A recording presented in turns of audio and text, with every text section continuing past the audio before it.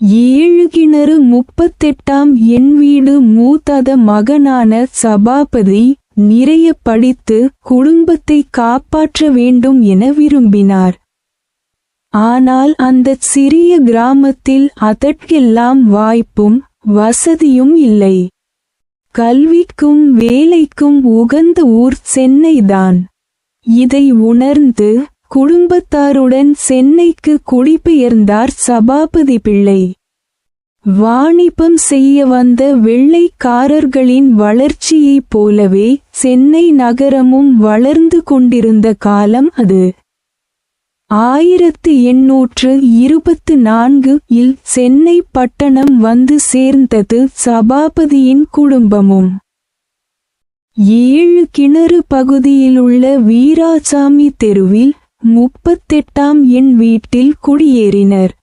அங்கே நெரிசலும் சந்தடியும் அன்றைக்கும் காணப்பட்டது. அதனாலேயே சில ஆண்டுகள் கழித்து இந்தச் சூழலை ஒதுக்கி கடலோரமாக இருந்த திருவொற்றியூர் பகுதியில் வாழ்ந்தார் வள்ளலார்.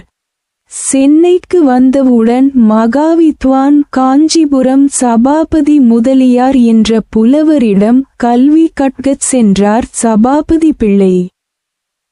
அவருடைய தம்பி பரசுராமனும் அவருடன் சென்றார்.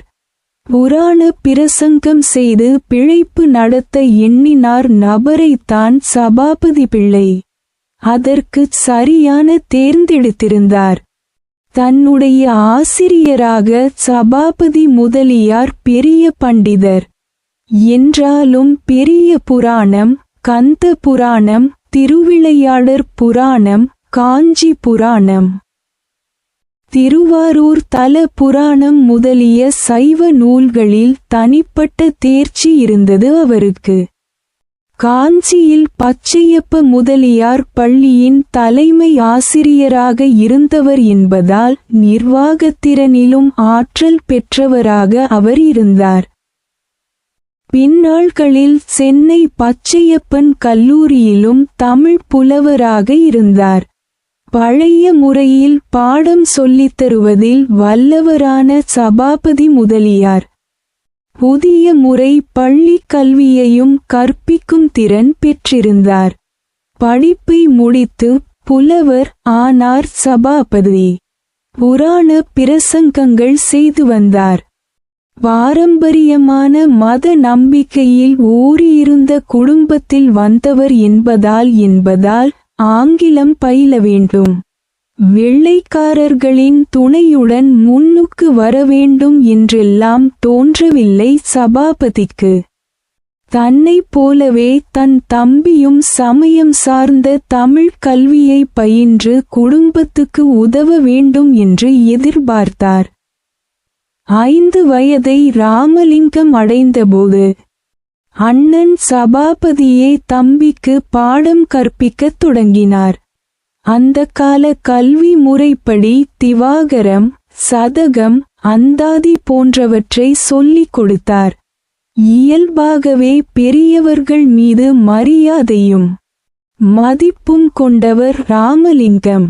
தந்தை ஸ்தானத்தில் இருந்த தமையனுக்கு மிகுந்த மரியாதை கொடுத்து கற்றுக்கொள்ள வேண்டியவைகளை கற்றுக்கொண்டார். காலம் செல்லச் செல்ல தம்பியின் மனது பாடத்தில் நிலை கொள்ளவில்லை என்பதை அண்ணன் அறிந்து கொண்டார். தன்னுடைய ஆசிரியர் மகாவித்வான் சபாபதி முதலியாரிடம் சேர்த்தாள். தம்பியும் பாடத்தில் நாட்டம் கொள்வான் என்று அவர் நினைத்தார். தம்பியை சபாபதி முதலியாரிடம் அழைத்து போனார்.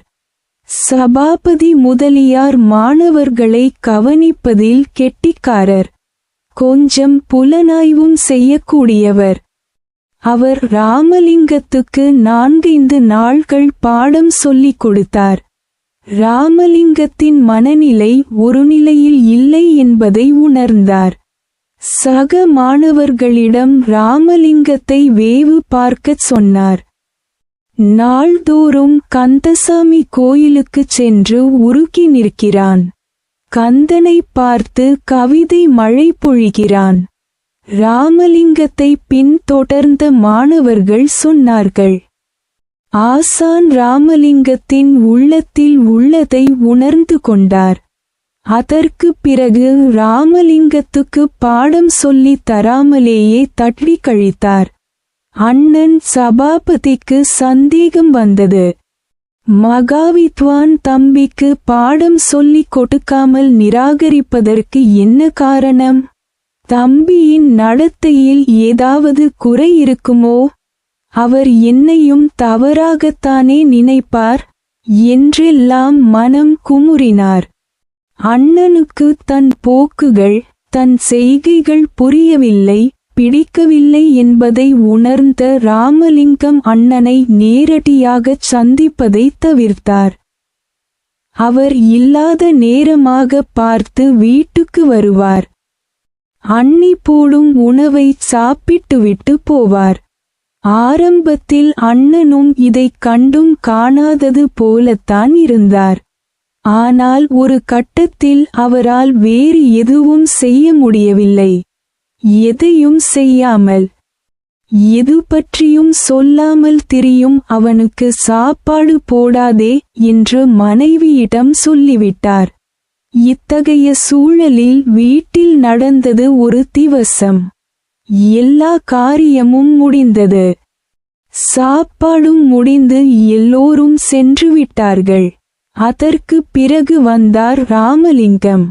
யாருக்கும் தெரியாமல் திருடனைப் போல் வந்து சாப்பிட அமர்ந்தார். இதைப் பார்த்து துடித்து போனார் அண்ணி. அண்ணன் சொல்வது போல நடந்து கொள்ளக்கூடாதா என்று ஆதங்கத்துடன் கேட்டார். அண்ணனின் எதிர்பார்ப்புக்கேற்ப நடக்க ராமலிங்கம் அதுவரை எந்த நடவடிக்கையும் எடுத்ததில்லை. தம்பிக்கு புரியும்படி தன்னுடைய எண்ணத்தை எடுத்துரைக்க அவருடைய அண்ணனாலும் முடிந்ததில்லை. அண்ணியோ அன்பின் உணர்ச்சியால், உரிமையால் கேட்டுவிட்டாள். ராமலிங்கம் எழுந்தார். பூஜை பொருள்களுடன் ஒரு கண்ணாடியும் எடுத்துக்கொண்டு மாடி அறைக்கு போனார். தியானம் செய்யத் தொடங்கினார். மற்றவர்கள் தன் பொருட்டு வருந்தக்கூடாது என்கிற உயரிய எண்ணம் அப்போதே ஏற்பட்டிருந்தது ராமலிங்கத்துக்கு. அதற்கு பிறகு ராமலிங்கத்தின் நடவடிக்கைகளில் மாற்றம் ஏற்பட்டது. அண்ணனும் தம்பியும் ஒரே சமய மேடைகளில் தோன்றினர். 1830ஆம் ஆண்டின் முதல் பாதியில் தமிழ் நூல்கள் அரிதிலும் அரிதாகவே தாகவே அச்சில் வந்து கொண்டிருந்தன. இன்றைக்கு உள்ளது போல எல்லோருக்கும் கிடைக்கும்படியான மூல நூல்கள் அப்போது இல்லை. எனவே பாடல்களை தெளிவாக படித்து காட்டி பொருள் சொல்ல வேண்டிய நிலை.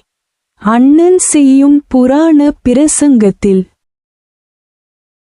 ஏட்டுச் சுவடிகளை எடுத்துச் சென்று சொற்பொழிவுக்கு இடையில் பாடல்களை படிப்பதுதான் ராமலிங்கத்தின் முக்கியமான வேலை.